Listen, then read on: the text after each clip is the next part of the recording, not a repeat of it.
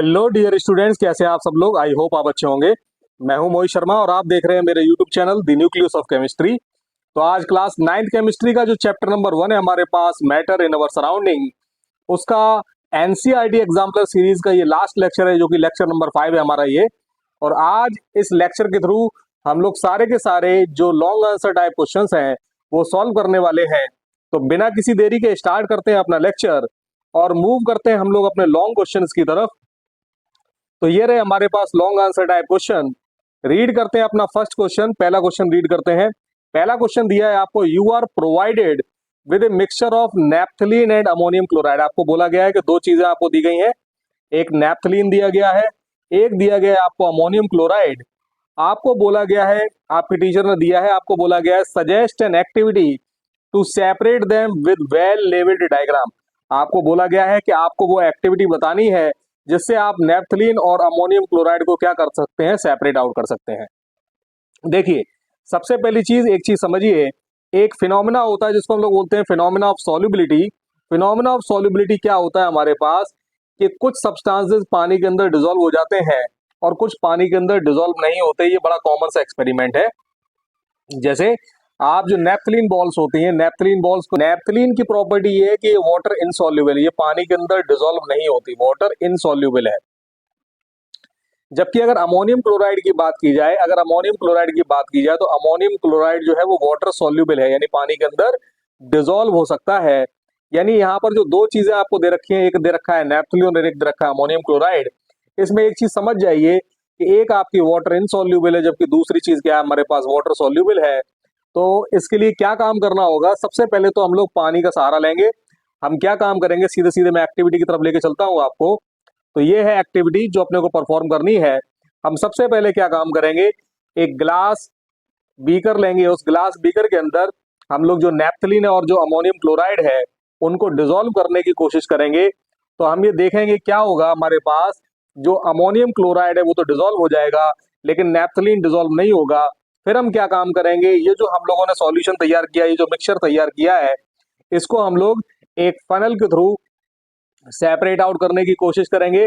और क्या काम करेंगे, हम लोग इस फनल के थ्रू उस पर्टिकुलर मिक्सचर को पोर करेंगे। तो क्या होगा, अपने पास एक फिल्ट्रेट आएगा। इस फिल्ट्रेट में क्या होगा, हमारे पास अमोनियम क्लोराइड होगा और पानी का मिक्सचर होगा। जबकि ऊपर की तरफ जो है आपका ये जो फिल्टर पेपर है, यहाँ पर रेजिड्यू के रूप में क्या मिल जाएगा, आपको नैप्थलीन मिल जाएगा। तो नैप्थलीन जो है आपका डिसॉल्व हो चुका है, नैप्थलीन जो है आपका सेपरेट आउट हो चुका है। जबकि आपका अमोनियम क्लोराइड जो है वो पानी के साथ क्या हो चुका है, डिसॉल्व हो चुका है। और डिसॉल्व होने के बाद वो फिल्ट्रेट के रूप में नीचे की तरफ क्या है, आपका मिल चुका है। अब हम क्या काम करेंगे, ये जो फिल्ट्रेट मिला हुआ है अपने को, इस फिल्ट्रेट का हम क्या कराएंगे, इवेपोरेशन। जब हम इवेपोरेशन कराएंगे तो क्या होगा, पानी के जो मॉलिक्यूल्स हैं वो तो वेपोराइज होके आपके एटमॉस्फेयर में चले जाएंगे। कंटेनर के अंदर क्रिस्टल फॉर्म में आपको क्या मिलेगा, क्रिस्टल फॉर्म में आपको मिल जाएगा अमोनियम क्लोराइड। यानी क्रिस्टल फॉर्म में आपको मिलेगा यहाँ पर अमोनियम क्लोराइड। जबकि नैप्थलीन जो है वो आपका फिल्टर पेपर के ऊपर रेजिड्यू के रूप में क्या हो जाएगा, आपका सेपरेट आउट हो जाएगा। यानी नैप्थलीन जो है आपका वो आपका फिल्टर पेपर के ऊपर मिल जाएगा। और जो हमारा फिल्ट्रेट बचा हुआ है उसका जब इवेपोरेशन कर देंगे तो क्रिस्टल की फॉर्म में आपको क्या मिल जाएगा, आपको मिल जाएगा अमोनियम क्लोराइड। और इस तरीके से आप अमोनियम क्लोराइड और नैप्थलीन को क्या कर सकते हैं, सेपरेट कर सकते हैं। तो यहाँ पर किस प्रिंसिपल का सहारा लिया हमने, यहाँ पर हम लोगों ने सहारा लिया प्रिंसिपल ऑफ सॉल्युबिलिटी। नैप्थलीन पानी में डिसॉल्व नहीं हो सकता था, अमोनियम क्लोराइड पानी में डिसॉल्व हो सकता था। इस प्रॉपर्टी का इस्तेमाल करके हम लोगों ने क्या काम कर दिया, जो हमारा नैप्थलीन है और जो अमोनियम क्लोराइड है उनको क्या कर दिया, आपका सेपरेट कर दिया। ओके, आई होप क्लियर हुआ होगा क्वेश्चन ये आपको। चलिए मूव करते हैं हम लोग क्वेश्चन नंबर 24 की तरफ। आपको दे रखा है, it is a hot summer day, Priyanshi and Ali were wearing cotton and nylon cloth. आपको दे रखा है, दो कैरेक्टर दिए हुए हैं, एक प्रियांशी एक अली। प्रियांशी ने कॉटन क्लोथ वियर किया है, जबकि अली जो है वो नायलॉन क्लोथ वियर कर रहा है। आपको बोला गया है यहाँ पर, what do you think would be more comfortable and why. तो आपको बोला गया, ये कई बार मैंने आपको क्वेश्चन कराया भी है, एनसीईआरटी का ये क्वेश्चन है कि जो हॉट समर डे होता है उसमें हम लोगों को कॉटन क्लोथ्स पहनने चाहिए। और वो क्यों पहनने चाहिए, क्योंकि कॉटन जो है वो आपको गुड एब्जॉर्बर होता है स्वेट का। वो स्वेट को बहुत अच्छी तरीके से या पानी को बहुत अच्छी तरीके से एब्जॉर्ब कर सकता है। तो जो भी हमारे पास, क्योंकि गर्मी का सीजन है, तो एक्सेसिव क्वांटिटी में हमारी बॉडी के अंदर स्वेट जनरेट होगा। ये कॉटन जो है, कॉटन क्लोथ जो है, वो स्वेट को एब्जॉर्ब करके जो उसका सरफेस एरिया है उसको इंक्रीज कर देंगे, यानी कि वो जो आपकी स्वेट है वो लार्जर सरफेस एरिया तक क्या होगा, एक्सपोज हो जाएगी, जिससे इवेपोरेशन इंक्रीज होगा। इवेपोरेशन बढ़ेगा तो क्या होगा, हमारा उस पानी को, स्वेट को इवेपोरेट करने के लिए जो हीट एनर्जी वो रिक्वायर्ड होगी, उसको वो हीट एनर्जी कहाँ से लेगा, आपकी बॉडी से लेगा, और आपके बॉडी का टेम्परेचर डाउन आएगा, जिसकी वजह से आपकी बॉडी के अंदर कूलिंग इफेक्ट जनरेट होगा और आप कंफर्टेबल महसूस करेंगे। तो ऑब्वियस सी बात है, क्योंकि कॉटन जो है it is a good absorber of liquid या गुड एब्जॉर्बर ऑफ स्वेट, इसलिए प्रियांशी जो है वो ज्यादा कंफर्टेबल फील करेगी किसके कंपैरिजन में, अली के कंपैरिजन में, क्योंकि नायलॉन जो है वो एक सिंथेटिक फाइबर है, और ये जो सिंथेटिक फाइबर है वो अच्छा एब्जॉर्बर नहीं होता स्वेट का। तो अच्छे एब्जॉर्बर ना होने की वजह से जो स्वेट है वो क्योंकि प्रॉपर एब्जॉर्ब नहीं होगी, सराउंडिंग के कांटेक्ट में नहीं आ पाएगी, तो इवेपोरेशन नहीं हो पाएगा, इसलिए वो कंफर्टेबल फील नहीं करेगा, कूलिंग इफेक्ट अच्छा जनरेट नहीं होगा नायलॉन के केस में। जबकि कॉटन के केस में बहुत अच्छा कूलिंग इफेक्ट जनरेट होगा due to absorbing of sweat by the cotton material, जिसकी वजह से क्या होगा, प्रियांशी बहुत ज्यादा कंफर्टेबल महसूस करेगी दूसरे के कंपैरिजन में। ओके, नाउ नेक्स्ट क्वेश्चन है हमारे पास, question number 25। You want to wear your favourite shirt to a party but the problem is that it is still wet after a wash. आपको बोला गया है कि आपको अपनी जो फेवरेट शर्ट है वो पार्टी के लिए पहननी है, लेकिन समस्या ये है कि वो अभी भी गीली है धुलने के बाद। What steps would you take to dry it faster. आपको बोलना है कि ऐसा क्या तरीका अपनाया जाए जिससे वो जो आपकी शर्ट है वो जल्दी ड्राई हो सके, ताकि आप उसको पार्टी में पहन के जा सकें। अब देखिए यहाँ पर जो है आपको फैक्टर्स अफेक्टिंग इवेपोरेशन का कॉन्सेप्ट पता होना चाहिए।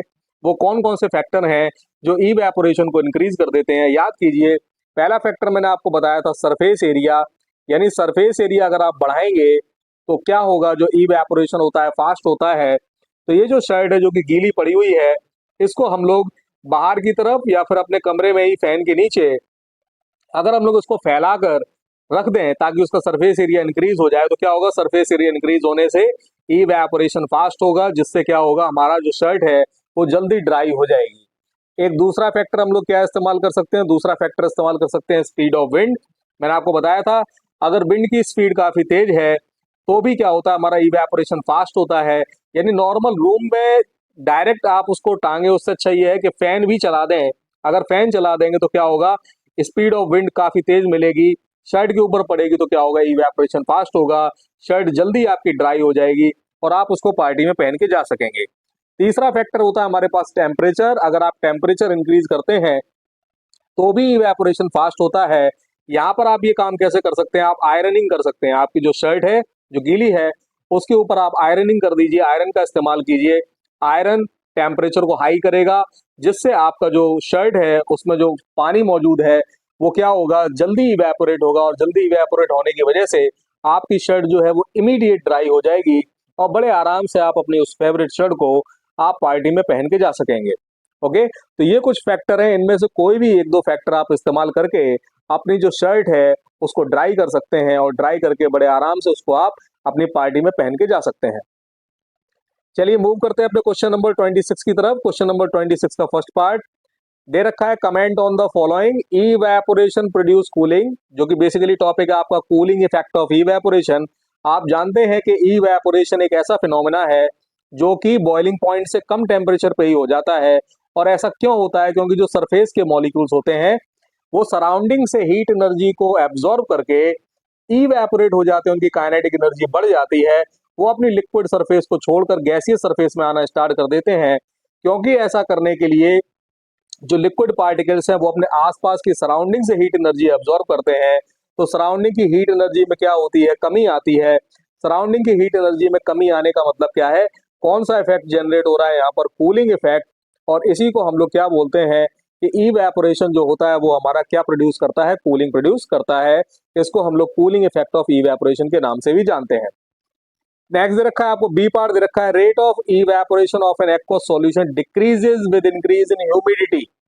देखिए ह्यूमिडिटी क्या है, ह्यूमिडिटी को हम लोग बोलते हैं मॉइस्चर इन एयर। जो हमारा एयर है उसके अंदर क्या आ गया, अगर हमारे पास मॉइस्चर आ गया, उसी को हम लोग किसके नाम से जानते हैं, ह्यूमिडिटी के नाम से जानते हैं। देखिए आपकी जो इमीडिएट सराउंडिंग है जहां पर आप रह रहे हैं, वहां की जो आसपास की एयर है वो कुछ लिमिटेड अमाउंट में ही मॉइस्चर को अपने अंदर इनटेक कर सकती है, एब्जॉर्ब कर सकती है।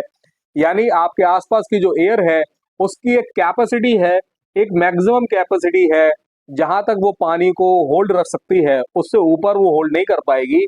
तो अगर पानी में के आसपास की सराउंडिंग में पहले से ही पानी मौजूद है, पहले से ही मॉइस्चर मौजूद है, तो क्या होगा, जो पानी आप इवेपोरेट करना चाहते हैं वो इवेपोरेट करके जाना तो सराउंडिंग में ही है। अगर सराउंडिंग में पहले से ही पानी मौजूद है तो इवेपोरेशन आपका क्या होगा, स्लो डाउन हो जाएगा, इवेपोरेशन फास्ट नहीं होगा। यानी ह्यूमिडिटी अगर ज्यादा होती है तो इवेपोरेशन क्या हो जाता है, आपका स्लो हो जाता है। और उसकी वजह क्या है, क्योंकि जो आपका ह्यूमिडिटी है वो ऑलरेडी मॉइस्चर को एयर के अंदर रखती है, और मॉइस्चर का एयर के अंदर पहले से प्रेजेंट होना और ज्यादा उसकी जो होल्डिंग कैपेसिटी है वो उसको इंक्रीज नहीं कर पाता, डिक्रीज हो जाती है, वो और ज्यादा होल्ड नहीं कर पाता मॉइस्चर को। तो अल्टीमेटली क्या होता है, आपका जो इवेपोरेशन है वो स्लो डाउन हो जाता है। तो ये यहाँ पर बिल्कुल एग्जैक्ट आपका कमेंट हो गया कि जो रेट ऑफ इवेपोरेशन है एक्वा सॉल्यूशन का वो डिक्रीज क्यों हो जाता है ह्यूमिडिटी से, because humidity makes the air saturated with water, and because of which the evaporation becomes slower. That's why the humidity reduces the rate of evaporation. जो हमारा humidity है वो evaporation को क्या कर देती है, reduce कर देती है। ठीक है, जो आपका moisture है एयर के अंदर वो क्योंकि saturation point पे आ जाएगा तो अल्टीमेटली ज्यादा जो आपकी क्वांटिटी है पानी की वो एब्जॉर्ब नहीं हो पाएगी। यही वजह है कि जो आपका रेनी सीजन होता है, रेनी सीजन में क्योंकि मॉइस्चर बहुत ज्यादा होता है एयर के अंदर, ह्यूमिडिटी काफी ज्यादा होती है, इसकी वजह से आपके जो क्लोथ्स हैं वो जल्दी ड्राई नहीं हो पाते। और ह्यूमिडिटी का ही ये रीजन है कि रेट ऑफ इवेपोरेशन को वो क्या कर देता है, स्लो कर देता है। अगला दे रखा है सी पार्ट, स्पॉन्ज दो कंप्रेसिबल इज ए सॉलिड, कि जो हमारे पास स्पॉन्ज है वो कंप्रेसिबल तो होता है लेकिन साथ साथ फिर भी उसको हम लोग सॉलिड की कैटेगरी में रखते हैं। ऐसा क्यों है, तो देखिए ये है हमारे पास स्पॉन्ज, ये स्पॉन्ज है।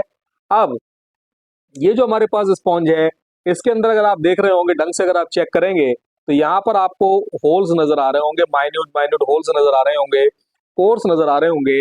इन होल्स या फिर पोर्स के थ्रू क्या होता है, एयर जो है वो इनके अंदर ट्रैप हो जाती है, जिसकी वजह से ये एक्सपेंड कर जाते हैं। जब हम इनको दबाते हैं तो क्या होता है, जो इनके अंदर एयर फिल्ड है वो एक्सपेल आउट हो जाती है, बाहर हो जाती है, जिसकी वजह से आपका ये जो स्पॉन्ज है उसका साइज क्या होता है, चेंज हो जाता है। लेकिन जैसे ही वो डिफॉर्मिंग फोर्स हम लोग हटाएंगे, वो जो एयर है उसके मॉलिक्यूल्स फिर से अंदर की तरफ आ जाएंगे, फिर से ट्रैप हो जाएंगे, यानी स्पॉन्ज अपने ओरिजिनल शेप में वापस आ जाता है। शेप तो चेंज कर रहा है लेकिन एक बात समझिए, स्पॉन्ज शेप तभी तो चेंज कर रहा है जब आप फोर्स अप्लाई कर रहे हैं। अगर आप फोर्स अप्लाई नहीं करते तो जैसे ये स्पॉन्ज यहाँ पर रखी हुई है, बिना फोर्स अप्लाई के किए हुए क्या ये शेप चेंज करेंगी? ऑब्वियसली नहीं, क्योंकि जब हम फोर्स अप्लाई नहीं कर रहे तो ये इन्होंने अपना शेप रिटेन रखा हुआ है, इनका शेप बरकरार है, इनके शेप में कोई चेंजेस नहीं आ रहे, इसलिए हम उनको क्या बोलेंगे, सॉलिड बोलेंगे। ओके, चलिए मूव करते हैं अपने नेक्स्ट क्वेश्चन की तरफ। नेक्स्ट क्वेश्चन है हमारे पास, लास्ट क्वेश्चन है आपका इस पर्टिकुलर टॉपिक का। Why does the temperature of a substance remains constant during the melting point और ए बॉइलिंग पॉइंट? तो ये कॉन्सेप्ट है आपका लेटेंट हीट ऑफ फ्यूजन और latent heat of vaporisation. Already मैंने आपको बहुत डिटेल में एक्सप्लेन कर रखा है, फिर भी चलिए क्योंकि यहाँ पर पूछा गया है तो मैं यहाँ भी आपको एक्सप्लेन किए देता हूँ। देखिए, लेटेंट हीट ऑफ फ्यूजन क्या है हमारे पास, लेटेंट हीट ऑफ फ्यूजन, जैसे ये हमारे पास एक बीकर है, ये हमारे पास एक बीकर है, इस बीकर के अंदर हम लोगों ने ये देखिए यहाँ पर आइस डाल रखी है, आइस क्यूब डाल रखे हैं, यहाँ पर एक थर्मामीटर लगा रखा है, यहाँ पर एक हमने ग्लास स्टिरर लगा रखा है। अब हम जैसे ही थर्मामीटर पे यहाँ पे रीडिंग चेक करेंगे तो यहाँ रीडिंग ये आपको दिखाएगा स्टार्टिंग में 0 डिग्री सेल्सियस, कितनी दिखाएगा, 0 डिग्री सेल्सियस। बर्नर से क्या कर रहे हैं हम लोग, उसको हीट कर रहे हैं, जैसे जैसे हीट करेंगे तो क्या होगा, ये आइस आपकी मेल्ट होगी, धीरे धीरे क्या होगा, आपका जो आइस की क्वांटिटी है वो कम होती जाएगी, लेकिन पानी लिक्विड कंडीशन में आपका इंक्रीज करता जाएगा।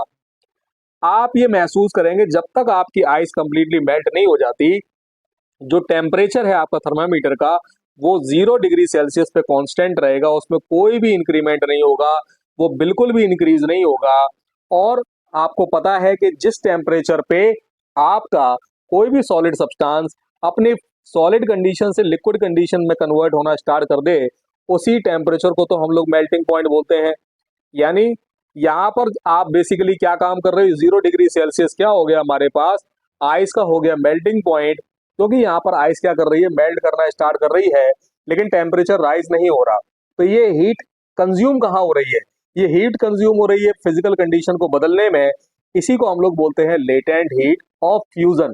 फ्यूजन का मतलब क्या होता है, मेल्टिंग ही होता है। तो लेटेंट हीट ऑफ फ्यूजन का मतलब क्या होता है, the amount of heat required to convert 1 kilogram of any solid from there solid state to the liquid state is known as latent heat of fusion. तो क्यों नहीं चेंज हो रहा मेल्टिंग पॉइंट पर, क्या रीजन हो जाएगा आपका, because of latent heat of fusion. तो लेटेंट हीट ऑफ फ्यूजन की वजह से जब भी मेल्टिंग पॉइंट होता है हमारा, उस मेल्टिंग पॉइंट पे किसी भी सॉलिड का टेम्परेचर कोई चेंज नहीं आ रहा होता। अब इसके बाद बोला गया है कि अगर हम लोग वेपोराइजेशन करते हैं या बॉइलिंग पॉइंट की बात करते हैं, तो बॉइलिंग पॉइंट पे क्या होता है, तो बॉइलिंग पॉइंट पे अगेन वही सेम चीज है।